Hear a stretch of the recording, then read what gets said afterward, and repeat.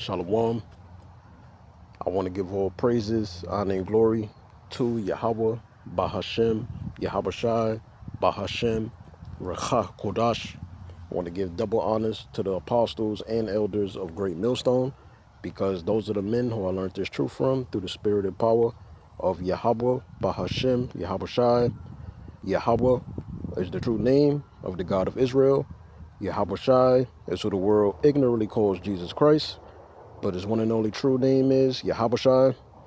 And pretty much I wanted to do this video to clear up any confusion, because I think it was like last week, maybe like a week and a half, possibly 2 weeks, Apostle Tahar, he did a video, and he mentioned in the video how brothers should stop saying Shalmaneser V, referring to 2 Kings, the 17th chapter, which I heard it and I received it. And you have different brothers that pretty much confirm, what he said and what he was implying when he said that, all right? So in this lesson, I'm going to go into like the secular history, and I'm going to show you that was a war tactic that the Assyrians did. I forget like the exact words or what it's called, but pretty much it's to the effect of getting the Israelites out the land and resettling them in Nineveh or different parts of Assyria, which ultimately that links up with what? Isaiah, the 11th chapter, verses 11 and 12, because you still have a remnant of the northern kingdom that's to this day still in the land of Assyria, meaning the seed line of the northern kingdom, the lost 10 tribes of Israel. All right. So all the captivities that the nation of Israel was in, all 12 tribes, the seed line of our people is still within these enemy territories, still within the heathen lands. They think that they're heathen. All right. So in this lesson, I'm just going to clarify things, because the scriptures name Shalmaneser, all right? And when you do the research, it tells you it's the 5th, but Sargon II, which was his brother, he pretty much took over, and the history, I don't really go into it too much, but he pretty much picked up where his brother left off, all right? But Shalmaneser gets the credit because he started that, and what you read in 2 Kings, all right? So let's read a little bit about this. It says, who was the king of Assyria at the time of 2 Kings 17? The king of Assyria mentioned at the beginning of 2 Kings 17 is Shalmaneser V. He invaded the kingdom of Israel, made King Hoshea his vassal. Why did he do that? Because Hoshea, he stopped paying tribute. Now, I'm going to read another account of Tiglath-Pileser in 2 Kings 15, and I'm going to show you an account of a particular king. I'm not sure if he was a Judite or he was Northern Kingdom. You could read the chapter yourself, but he pretty much paid tribute to Tiglath-Pileser, and that stopped him from wanting to settle in the land of Israel at that generation. Because you also have to understand, in different generations of different reigns of these Assyrian kings, this was a war tactic that they did. And I'm going to show you different Assyrian kings in the Bible that did that to the Israelites, resettling them in the land of Assyria, right? The different cities of Assyria, and they will put heathens into our land, all right?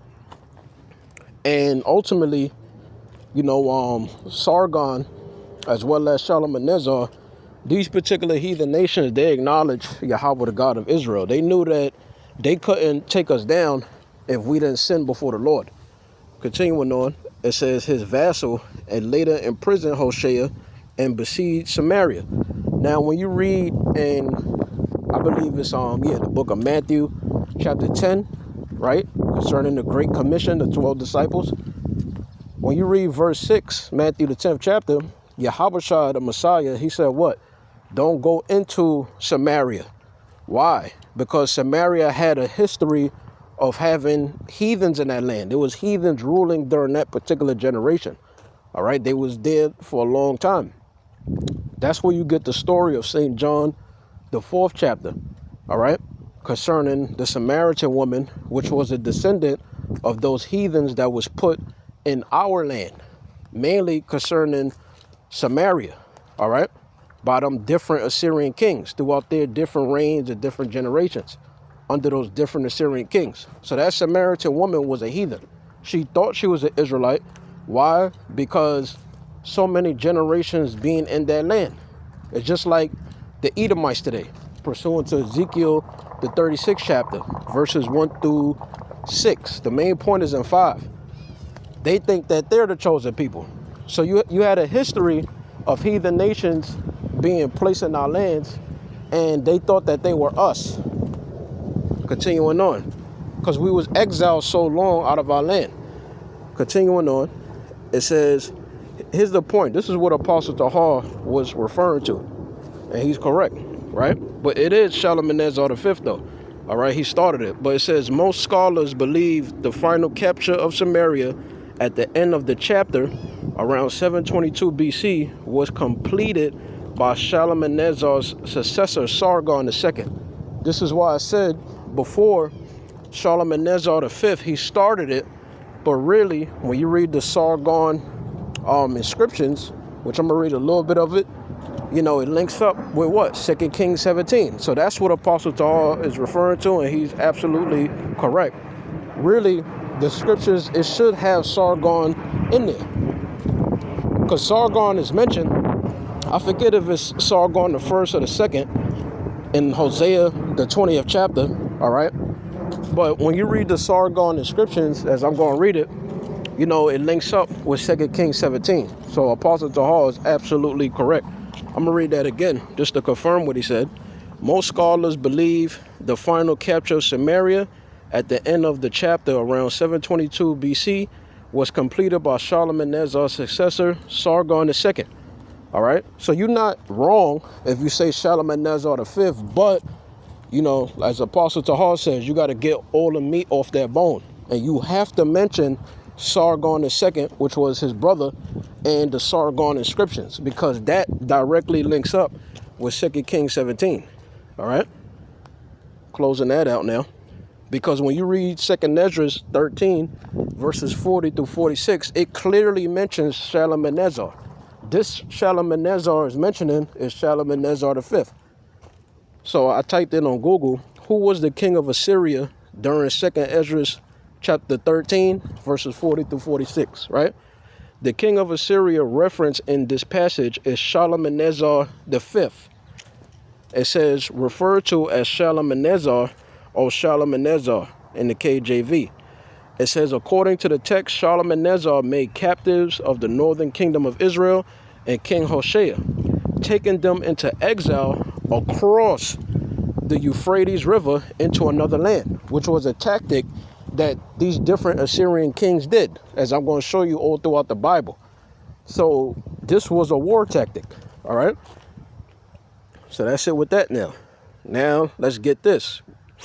Now, I typed in Sargon II inscriptions Israelites, because you got people that act like the biblical characters that you read about in the scriptures and now secular history, and us as the so-called Negroes, Latinos, and the different Indian tribes of Central, South America, North America, Caribbean islands, Canada, right? They act like these stories is made up. But if this is made up, how come you could actually search this up? The Sargon II inscriptions.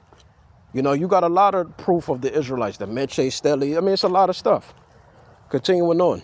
It says Sargon II's royal inscriptions document the conquest of Samaria. This is why Yahushua said, don't go into Samaria. All right? Because by that particular time, it was overthrown by the heathen. Continuing on. It says the deportation of 27,290 Israelites and the political reconfiguration of the northern kingdom of Israel into an Assyrian province. That's what it's called, the reconfiguration. All right, I just didn't know the word for it. It says key texts include the Kor Sabad Annals and display inscriptions from his capital at Dur Sarukin. All right. Key inscriptions evidence, right? Meaning physical proof. Oh, the Bible is a fable. It's made up. It's a you know, it's like a book of magic. I heard so many stupid things from people, right? But this is physical proof that this took place. Continuing on, it says the Samaria conquest. It says palace walls text explicitly claim the capture of Samaria, right? Samarina. It says, and referred to the land of Israel by the geographic designation Bit-Humria, house of Amarai. It says deportation statistics. The display inscriptions at Khorsabad record that Sargon II carried away 27,290 inhabitants from Samaria, incorporating them into a wider Assyrian diaspora. All right. So the northern kingdom of Israel, they went through a diaspora too, just like the southern kingdom. Why? Because we was under the curses of Deuteronomy chapter 28. All right. Now this particular verses, like when it says, I'm going to bring you to Egypt again with ships, that's strictly talking about the southern kingdom. All right. But the northern kingdom of Israel, they was dispersed as well. You know, later on in history, they got shipped to Spain, different parts of Europe, right? We read it in the past. They were shipped all around Assyria. So you still got a remnant unto this day. Isaiah 11:11. Let's go down here. Administrative shift. Rather than naming a local successor for the ruined northern capital, the text shows Sargon establishing provincial governors to directly manage former Israelite territory. All right, there you go. So it says the textual comparison between Sargon's inscriptions in the book of 2 Kings, the 17th chapter. So now let's get into it, right? So now this is, I just want to get to the point. So Israel was sinning. Hoshea, he stopped paying tribute. That wasn't wise as a king. 2 Kings 17 and 20. It says, and Yahweh, now the word Lord is in caps, so it's referring to the God of Israel, Yahweh, right? Rejected all the seed of Israel. Now, does this mean that he rejected us completely forever? That there's no chosen seed line no more? There's no seed of the promise? No, reject meaning he kicked us out of the land. All right. First, the northern kingdom, they got exiled out of the land and dispersed all around Assyria, right? And then the scriptures tell you in Jeremiah, the 3rd chapter, right? And this chapter too, you know, thy treacherous sister Judah had played the harlot also. So that's why the Lord's saying that. He reject all the seed of Israel for following the way of the heathen. All right. It says, and afflicted them and delivered them into the hand of spoilers, the heathen nations, until he had cast them out of his sight. For he rent Israel from the house of David, and they made Jeroboam the son of Nebat king. And Jeroboam was a wicked ass king, man. His sons was wicked too. Or one of his sons was wicked. But continuing on, it says, and Jeroboam drave Israel for following Yahweh and made them sin a great sin. Hence you have that term, the sin of Samaria, right?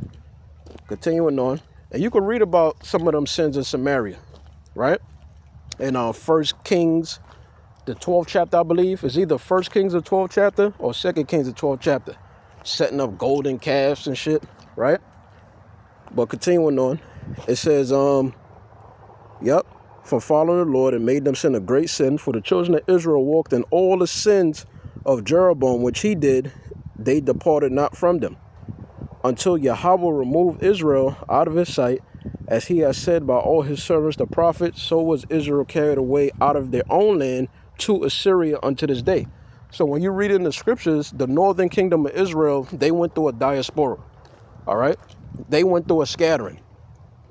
They got reconfigured and placed into different parts of Assyria, all right?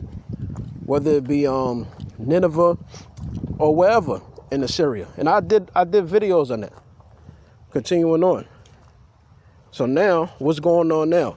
Cities of Israel filled with strangers. Who's the strangers? It's talking about the heathen nations. All right. So I'm going to read this in the NLT version. This is 2 Kings 17:24. Foreigners settled in Israel. It says, the king of Assyria transported groups of people from Babylon, Cuthah, Ava, Hamath, and Seraphim, and resettled them. This is a war tactic that the Assyrians did to our people. All right? Continuing on. It says, and resettled them in the towns of Samaria. This is why the Lord said, don't go unto Samaria. When you read Matthew 10:5-6. All right? That's why Yahushua, he rejected the woman, the Samaritan woman. And what he told that heathen pagan woman, he said, you know, you worship ye know not what, for salvation is of the Jews. The time is going to come when the true worshipers is going to worship Yahweh as well as Yahushua in truth and in spirit. All right? It don't matter if she knew that he the Messiah. He ain't come for you. Your seed line wasn't given the Lord's statutes and commandments. Therefore, his blood sacrifice and resurrection, it don't even pertain to you. You need to just live it up until the time where Yahushua come back and he give the Israelites, you know, power to enslave the heathen nations. And you become a slave. Continuing on. It says, and lived in its towns. So we got resettled, right? The northern kingdom. I'm a Judite, but I say we because that's my people too. The northern kingdom of Israel, they got resettled. They got reconfigured. They got casted out of their land and they got dispersed all around Assyria. All right? It says, but since these foreign settlers did not worship Yahweh, that's another thing you people got to understand. When the heathen nations is in the land of Israel, I did a video on this. When they're in our land, they keep their ways, which is what? Idolatry, fornication. All right, their pagan culture. They believe on their pagan philosophies. It's going to go into it. They don't know how to serve Yahweh or Yahushua. Why is that? Because they're not the seed of the promise. They're not created to do that yet. Until they're in the kingdom of heaven. Continuing on. It says, but since these foreign settlers did not worship Yahweh when they first arrived, Yahweh sent lions among them, which killed some of them. So a message was sent to the king of Assyria. The people you have sent to live in the towns of Samaria, right? Which is what? The different heathen nations mentioned in verse 24. And those different heathen nations are nations that this particular Assyrian king took over already. All right? Continuing on. It says, the people you sent to live in the towns of Samaria do not know the religious customs of Yahweh of the land, the God of the land. Continuing on. It says, he has sent lions among them to destroy them because they have not worshipped him correctly. The heathen nations can't worship Yahweh correctly. They can't worship Yahushua correctly. Anytime you're going to put a heathen into the land of Israel, it's going to be given over to paganism and idolatry. Look at these Edomite Jews today. Look at them. They got a wailing war there. They wear that stupid shit on the back of their head. All right? A yarmulke. That's not in the Lord's statutes and commandments. That's not a custom. That's not a custom that was given to the Israelites. All right? And it's a lot of off shit that they do that it's not a part of the Lord's statutes and commandments. You know? Continuing on. It says, the king of Assyria then commanded, send one of the exiled priests back to Samaria. Let him live there and teach the new residents the religious customs of the God of the land, meaning the God of Israel, meaning the Israelites' culture, the law, statutes, and commandments. Send a priest there that's going to teach them people in that land how to mimic the Israelites, how they worship their God. Let's see if that works, right? So one of the priests who had been exiled from Samaria returned to Bethel and taught the new residents, right? The new residents, how to worship Yahweh. But these various groups of foreigners, right? Heathen, also continue to worship their gods. This is what you people got to understand. You got these dumb ass of our people, 2/3 of the nation of Israel, false prophets, guys that sell out. You know, they Masonic, they sold out to the Rosicrucian Order, they under the 501c3 charter. And you even got guys that'll say that the Samoans and the descendants of Japhet is the tribe of Reuben. They don't know how to worship the God of Israel, bro. They don't. The Most High is not dealing with heathen nations. They're never going to be on our level. Deuteronomy 7:6. He chose us to be that peculiar treasure. They don't know how to worship the God of Israel. Continuing on. Even when they taught how to worship him, what do? They're going to keep their own customs. Why? Because they're predestinated. They're programmed to do that. They're not Israelites. It says, but these various groups of foreigners also continue to worship their own gods. That's what the Edomites is doing today. That's what all them heathen that's in our land today, that's what they're doing. This is what they have always done. They never worship the God of Israel correctly. It says, also continue to worship their own gods in town after town where they live. They place their idols at the pagan shrines that the people of Samaria had built. The Lord ain't tell the Israelites to do that, but look at what they're doing. They doing the same shit that they would be doing in their land, which is what? Paganism, idolatry, fornication. All right? It says, those from Babylon worship idols of their god, Sakath Banath. Those from Cathar worship their god, Nergal. And those from Hamath worship Ashima. It's like the same thing with America. All right? The great melting pot. People follow any religion they want. There's no direct religion to follow here. People just gonna follow whatever they're gonna follow based off of what? Their beliefs, how their parents taught them, where they descend from, right? Continuing on, it says, the Avites worship their gods, Nibhaz and Tartak, and the people from Saravam even burn their own children as sacrifices to their gods, Adram-Melich and Ana-Melich. These new residents worship the Lord, but they also appointed from among themselves all sorts of people as priests to offer sacrifices at their places of worship.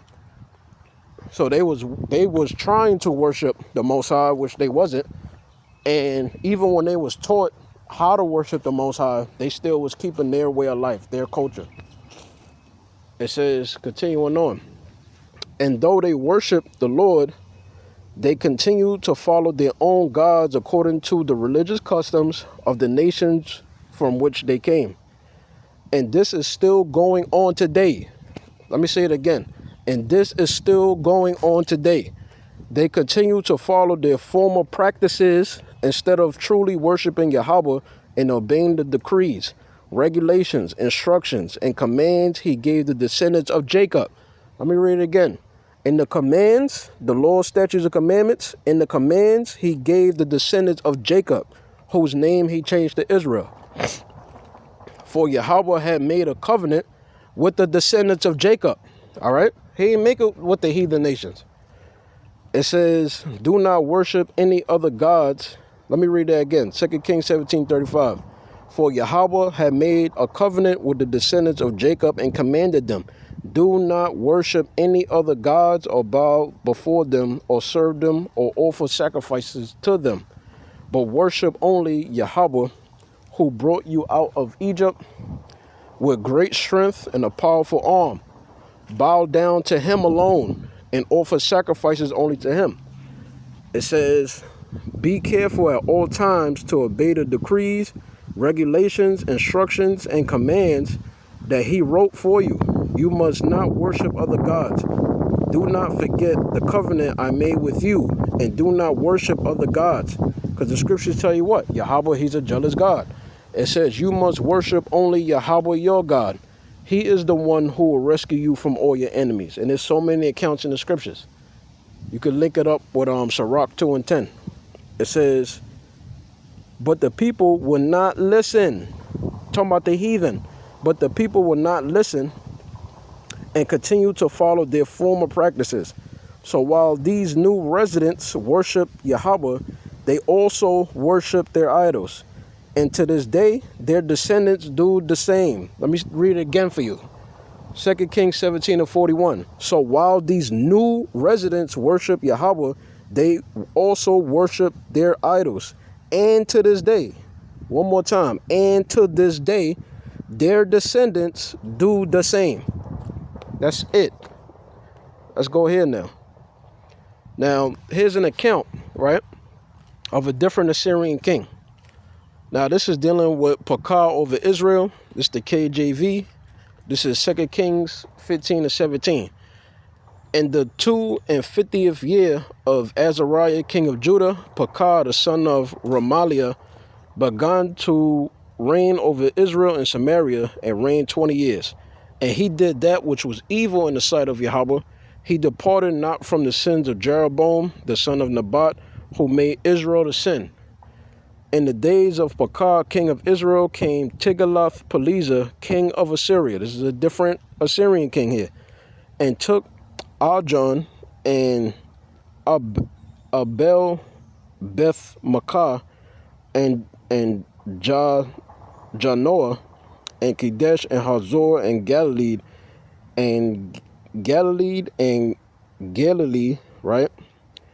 All the land of Napthali, and carried them captives to Assyria.